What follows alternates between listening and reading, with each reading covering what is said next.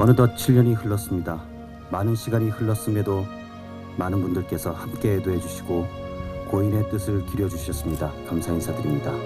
생각을 같이 했던 달리 했던 어쨌든 우리나라의 최고 지도자로서 최고 정책 결정자로서의 대통령은 큰 역사고 큰 의미입니다.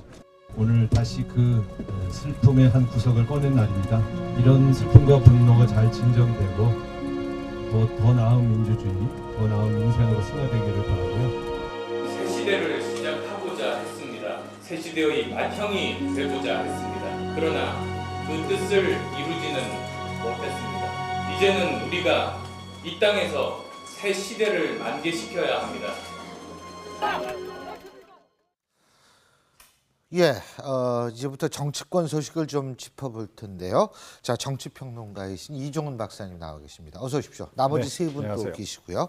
자, 조금 전에 화면에 보셨듯이 오늘 노무현 전 대통령 서거 7주기 행사가 봉화마을에서 열렸습니다. 여야 지도부 모두 봉화마을에 참석을 했는데, 그런데 문재인 전 대표는 뭐 상당히 좀 여유롭게 거기에서 좀 있을 수 있었던 것 같은데, 안철수, 천정배 두 공동대표는 상당히 좀 이 봉변 비슷한 걸 당한 것 같더라고요. 예? 그러니까 이제 일부 이제 아주 극렬하다가 강경한 친노 지지 세력들이 이제 안철수 물러가라, 심지어는 빨갱이보다 못한 뭐 XX 뭐 이런 식으로 한 모양인데요. 저는 굉장히 안타깝습니다. 왜냐면 진정한 친노라면 노무현 대통령을 존경하고 노무현 대통령을 이제 따르자는 분들인데, 진짜로 만약에 노무현 대통령을 존경한다면은 바로 노무현 대통령을 친노만의 대통령이 아니라 전 국민의 대통령을 놔줘야 된다고 생각합니다. 근데 이 노무현 대통령을 지나치게 사랑했는지 몰라도 노무현 대통령을 독점함으로써 그야말로 노무현 대통령을 하나의 일부 소수의 정파의 상징 인물로만 가둬두면서 오히려 저는 그것이 돌아가신 노무현 대통령을 누를 끼치고 오히려 노무현 대통령의 명예를 더럽히는 행위를 하고 있는 것이 아닌가, 이런 생각을 해봤습니다.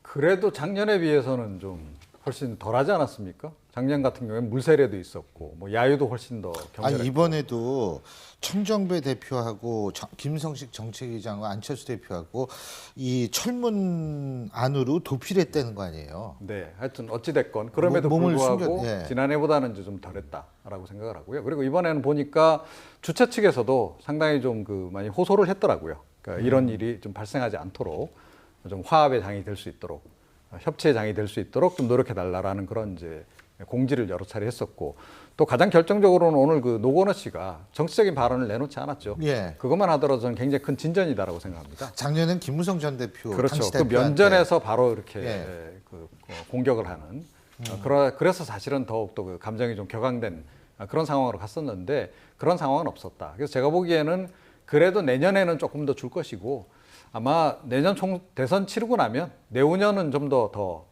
좀 조용한 분위기에서 정말로 경건한 분위기에서 행사가 치러지지 않을까, 그런 그 생각을 해봅니다. 다행이라는 생각이 들거든요. 그래도 왜냐하면은 뭐 정치를 당한 사람은 아니 조금 덜 그래도 봉변을 당하신 게 작년에 비해서는, 왜냐하면 정치를 하실 때는 뭐 치열하게 하시는 건 좋은데 사실 추도식이잖아요. 추도식은 고인을 기리고 사실은 노무현 대통령 하면은 뭐 저는 친노 비노 잘 모릅니다만 탈권위주의자라던가 사회적 약자들 편에 섰다던가 뭐 이런 어떤 뭐 서민층의 친구라던가 이런 그 기억을 가지고 있는데, 정치화 되는 모습을 TV에서 보는 것도 괴로웠거든요. 그러니까 이번에도 봉변을 조금은 당하셨다고 하지만 작년에 비해서 나아졌다고 하니 내년에는 좀 조용하길 더 기대하고 싶습니다. 그러니까 노무현 대통령을 추도하는 자리여야지 노무현 대통령 이후에 뭐 세력화된 친노 사람들의 뭐 그런 모임이 돼버리면 굉장히 곤란하거든요.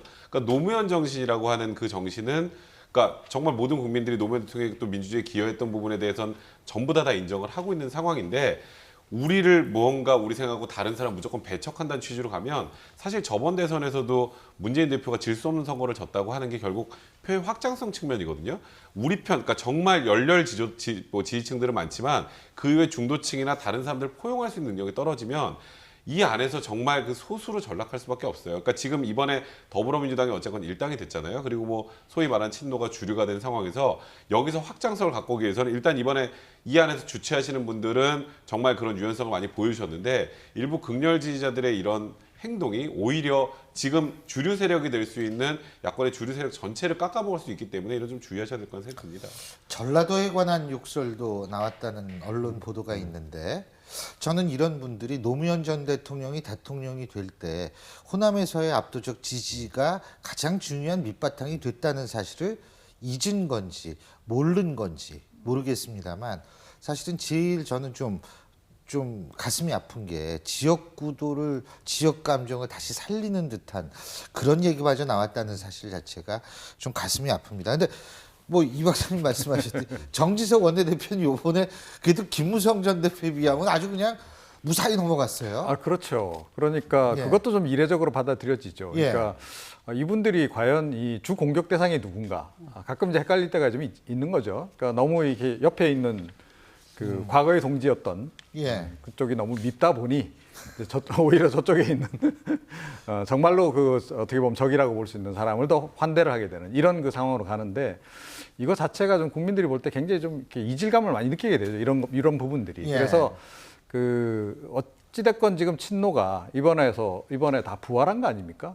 사실상 뭐 거의 패족으로까지 갔다가 이제는 이제 조만간 내년에 정권 교체하게 되면 거의 이제 황족으로까지 다시 이제 등극을 하게 되는 그런 상황인데 그렇다면 거기에 걸맞는 그런 처신을 좀 보여주는 것이 국민들에게 보기에도 대안 세력으로서 훨씬 더 듬직한 그런 모습, 믿음직한 모습, 신뢰감 가는 모습이 아닌가 이렇게 생각을 합니다. 우리 정진석 원내대표 나왔으니까 말인데 그 정진석 원내대표의 딸이 SNS에 아빠한테 이 관해서 올린 글이 지금 화제가 되고 있다고 그러더라고요. 그러니까 아빠가 지금 며칠째 담배 만들어 가고 뭐 잠도 제대로 못 주무시고 노트에 뭘 많이 적으면서 고민하시는데 정말 옆에서 보기 안쓰럽다. 정말 화가 난다. 밉다 매우. 밉다 매우는 누군지 말씀 안 해도 대충 알 것 같은데 어쨌건 정진석 원내대표가 예. 당선돼서 4.13 총선에 거의 무너져가는 새누리당의 뭐 원내대표의 그 비대위 구성하고 혁신을 구성하려고 했는데 어쨌건 뭐 정부에서 추인도 못 받고 지금 완전히 지금 굉장히 중간에서 애매한 상황이 뭐 요즘 낀박이라는 표현까지 쓴다고 하던데요. 그러다 보니까 정진석 원내대표는 일단 어떻게 새누리당을 끌고 가야 되는데 뭔가 원동력은 없는 상황이고 그렇다고 본인이 해왔던 걸 다 버리고 새로 또 양보를 하자니 그럼 또 비박 쪽에서 또 가만히 있지는 않을 거고 그러니까 지금 굉장히 고민이 많을 수밖에 없다는 걸 단적으로 보여주는 이 따님의 페이스북 내용이 아닌가 생각합니다. 근데 오히려 이 딸의 글 때문에 정진석 원내대표가 또 좀 더 곤란한 지경에 처하지 않을까 뭐 약간 좀 곤란한 걱정도 게 좀 있겠어요? 되긴. 아니 그 밉다 매우 한 그 대상이 그분이 뭐 또 솔직한 건데요. 뭐 예, 젊은 그분이 또 사람이 성격이 몇 또 살인지 모르겠지만 그걸 또 이게 좋게 받아들이시면 되는데 좀 예. 대승적으로 또 이분이 또 꽁 하고 있다가 또. 그렇죠. 그러니까 속된 말로 이제 삐지시면 일이 또 좀 커지는 겁니다. 아까 네. 이 박사님이 옆에 있는 사람을 더 미워한다 이런 표현하셨는데 지금 새누리당도 비슷한 거 아니에요? 그렇죠. 지금 상황이 지금 이제 그런 거죠. 그런데 정진석 원내대표는 사실은 이른바 이제 범박계라 그러지 않습니까? 그러니까 뭐 오늘 아침에는 중독으로 분류가 됐던데 뭐 그 분류가 수시로 바뀌니까요. 그런데 저는 기본적으로 이분이 예. 어찌됐건 그 친박계에 굉장히 가까운 분이다라고 예. 좀 생각을 하거든요. 예. 또 그래서 어떻게 보면 선택을 하는 거고 예. 그렇다면 좀 힘을 좀 실어줄 필요가 있었다라고 좀 생각을 아하. 하고 그리고 제가 보기에는요. 그러니까 뭐 혁신위원장을 비박계로 임명을 하고 비박계 그 비대위원들을 임명하고 한 것이 나름은 정진석 방식의 어떤 고차 방정식이었다라고 저는 생각을 해요. 그러니까 전당대회에서 친박계 당 대표를 만들기 위한 그 반발을 좀 줄여보기 위한 그런 어떻게 보면 좀 이제 그 불가피한 그런 예. 그 책략이었다라고 보는데 그것조차도 좀 이해가 안 된다라고 하는 것, 이해를 못 해준다라고 하는 것 그런 부분에서 친박계가 좀 계산을 좀 잘못하고 있는 게 아닌가 이런 생각도 좀 하게 돼요. 예. 근데 이제 정진석 이제 대표가 맨 처음에 될 때부터 여러 가지 퍼스널리티 상으로 또 많이 얘기했지 않습니까? 그러니까 굉장히 화평이지만 또 어떻게 보면 위기 국면에서는 굉장히 돌파력이 있는 리더십이 필요한데 그 돌파력 있는 리더십은 좀 부족했던 것 같아요. 그러니까 지금 끙끙 앓면서 지금 뭐 따님 말 맞다나 담배만 지금 늘고 있는데 사실은 뭐 조금 뭐 개인의 잘못은 아니지만 좀 더 이럴 때는 좀 과감한 리더십을 좀 보여줄 때도 되지 않았는가 이런 생각도 해봅니다. 예, 알겠습니다. 어쨌든 오늘 고 노무현 전 대통령 서거 7주기 기념 이모저모를 좀 알아봤는데요. 다음 주제에 넘어갈 텐데 다음 주제도 아까 봉변을 당했던 안철수 공동대표에 관한 얘기입니다. 화면 함께 보시죠.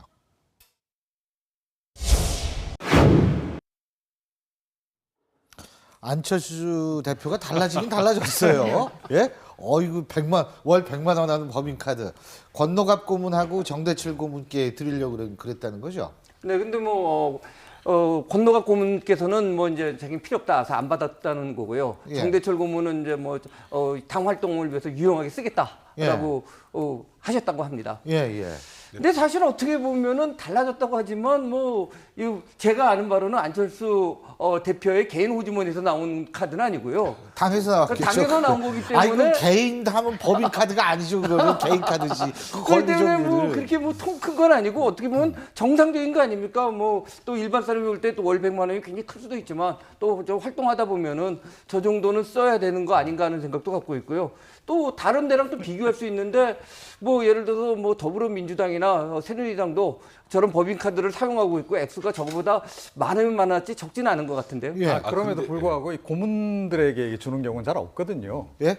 고문들에게 주는 경우는 잘 주는 건 없습니다. 없다. 그래서 이제 실제로 당직을 맡고 있는 경우에 이제 예. 주로 주고 그래서 조금 이제 이례적으로 이제 받아들여지고 있는 거고요. 그래서 이제 안철수 대표가 바뀐 거 아니냐 이제 이렇게 얘기를 하는데 줄라면 좀 진작 드렸으면 훨씬 더 좋지 않았을까. 총선 전에 총선 때 사실 뭐 이분도 활동하시느라고 돈도 많이 들지 않았겠어요. 그리고 또 한 가지 권노갑 고문도 예의상 거절하실 수도 있는 거 아니겠습니까? 한 번 더. 그럼요. 그럼 좀 강권을 해서라도 그 이 생각을 못했네. 법인 카드를 꼭 드렸었더라면 훨씬 더 빛이 나지 않았을까 그런 생각을 좀 해봅니다. 한 번 더. 근데 우리가 지금 계속 달라졌다 하는데 그러니까 원래는 짠돌이었다라고 지금 우리가 지금 단언하는 것 같은데요.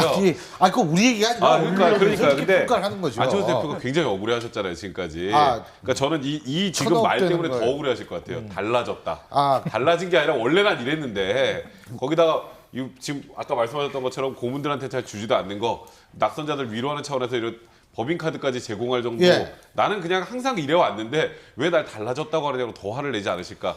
뭐 국민의당 창당할 때 저기 임대료까지 1년치 다 내고 하셨잖아요. 그리고 좀 저기 억울해하실 것 그 같아요. 누구야 한상진 윤여준 창당준비위원장한테 차도 자동차하고 붙여주시고, 네. 그 기사까지도 네. 사비로 했다 이런 얘기가 있는데 예전에 말들이 좀 있었잖아요. 예? 근데 안철수 예. 대표 하면 좀 이렇게 엘리트, 어떻게 보면 조금 깍쟁이 뭐 이런 느낌이 사실은 대중한테 좀 있는 거는 사실이었던 것 같아요. 그러니까 예. 본인이 아쉬울 게 없기 때문에 그리고 새 정치를 추구하기 때문에 굳이 누구를 이렇게 모시거나 누구를 이렇게 뭐 이렇게 띄워주거나 이런 느낌이 없어서 그래서 깨끗한 느낌은 들었지만 그래서 주변에 사람이 남아있지 않는다는 느낌도 있었거든요. 근데 이제 뭐 예를 들면 이제 금태섭 의원 같은 경우에 책 같은 데도 보면 정말 가장 오른팔이었는데 그런 책을 넣어서 저도 개인적으로 좀 충격을 받았었거든요. 그런 것처럼 주변 사람들을 좀 챙기는 면에서는 조금 더 정치인스러운 느낌이 있습니다.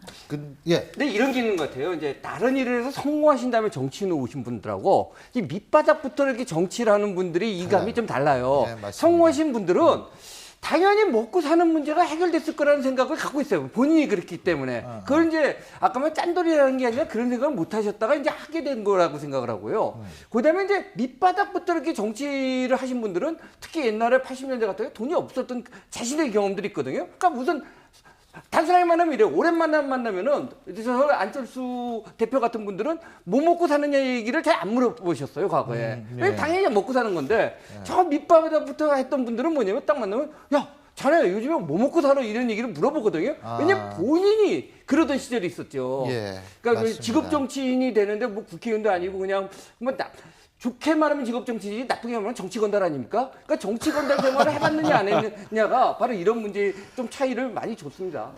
황 의원님이 말씀하시니까 사실 이번에 국회의원 배치를 다신 분들도 대부분 20-30년 동안 정치권에서 온갖 고생을 다 하셨던 분들이 드디어 배치를 다른 경우도 사실 드물지 않게 있거든요. 바로 이제 그런 말씀을 하신 것 같은데 어쨌든 안철수 공동대표가 뭐 이렇게 저는 정치도 사정치든 흔정치든 사람 가지고 하는 건데요, 뭐.